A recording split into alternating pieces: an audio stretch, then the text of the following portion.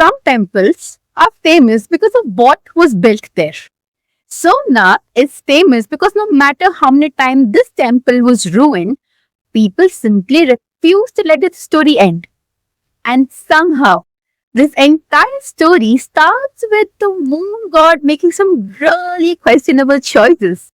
A curse, a desperate prayer, a temple that has risen from its ruins more number of times than you and I have probably restarted our New Year's resolution, and a lesson that has survived 1,000 of years. Welcome back to Dharma Bites. I'm Manisha, and today we're embarking a very interesting journey. We are beginning our journey through the 12 Jyotirlingas of Lord Shiva, and the first among the list is Somnath. So grab a cup of chai, settle in, and let's travel back 1,000 of years ago.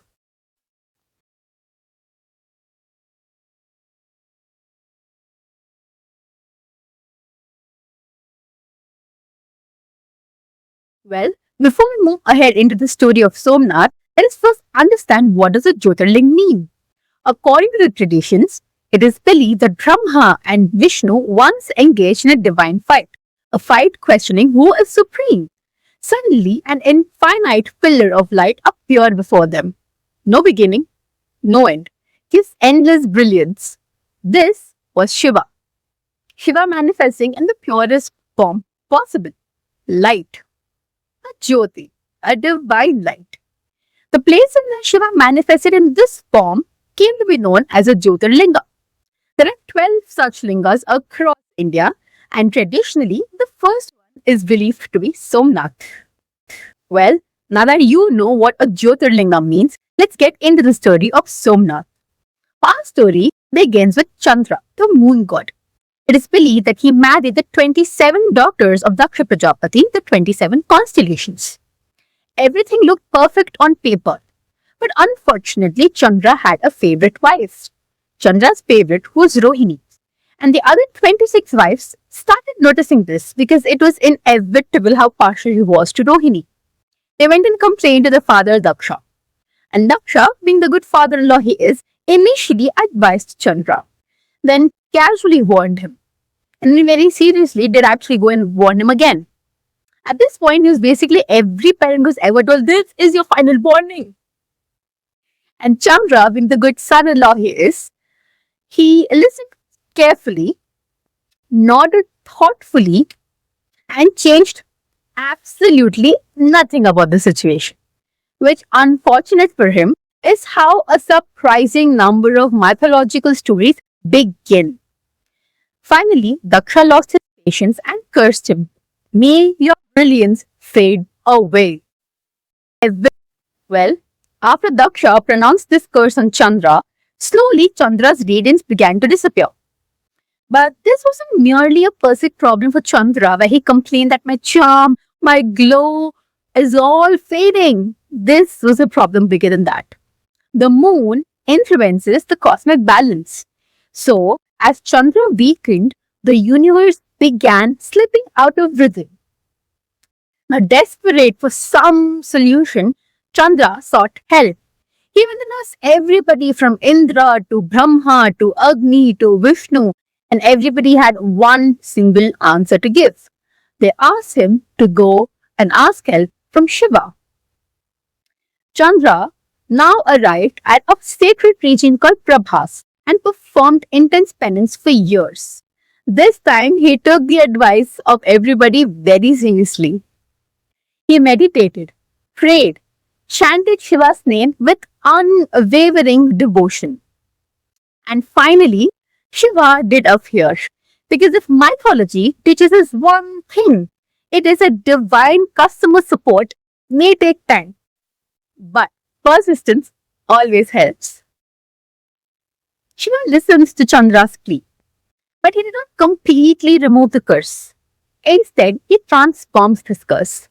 So he said, Chandra, you would fade, but you will also shine again. So he would fade and shine again. This became the explanation for the waxing and the waning of the moon.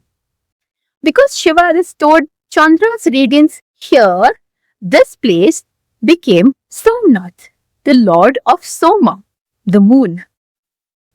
That was the story of how Shiva came to this place. But let's understand Somnath from the history's point of view. Somnath grew into one of India's most revered pilgrimage centers. Over centuries, it faced invasions, destructions, and repeated attacks. Yet, every time it fell, it rose back stronger. Again and again and again. At some point, Somnath stopped feeling like a building and started feeling like a very determined personality trait. Generations looked at this ruin and decided that the story wasn't over just yet. After India's independence, Sardar Vallabhbhai Patel strongly supported rebuilding the Somnath temple. So the present temple was inaugurated in 1951 and stands proudly beside the Arabian Sea as a symbol of resilience and continuity. Located at Prabhas Patan, Gujarat, Somnath overlooks the Arabian Sea. One fascinating feature is the Banasthamb, an arrow pillar marking that there is no land mass. Let me make myself clear. No land mass directly south of Somnath until Antarctica. South of Somnath until Antarctica. Which is very dramatic way of saying if you keep going straight from here, pack a really warm jacket because you would end up at Antarctica. Well, if you personally ask me, Anisha, what does a Somnath temple teach you? I believe life has a habit of dimming us sometimes. I mean, plans fail, dreams collapse, things fall apart. You often find yourself at a situation where you're questioning, is it worth going and starting again? Like you've already failed so many times, or like the things didn't work out for you so far. Is it really worth giving it one more shot? Should I really go back? Should I really start over? Is it worth it? Will I succeed? What do people tell? But hey, Somnath reminds us something. Somnath tells you that fading isn't the end of the story just yet. Because the moon returns, the temple rises again. Faith. Faith alone helps you rebuild. Because sometimes strength is never about breaking, rather, strength is simply finding the courage to begin back from where you left. Okay, that is enough mythological tea for one day. Before someone from the heavens sends me a full light legal notice to stop. I'm Manisha from Dharma Bites, and I see you in the next episode from more divine drama, ancient wisdom, and stories that somehow still weirdly feel relevant. Until then, stay curious and maybe don't ignore good advice like every mythological character has ever done. Bye.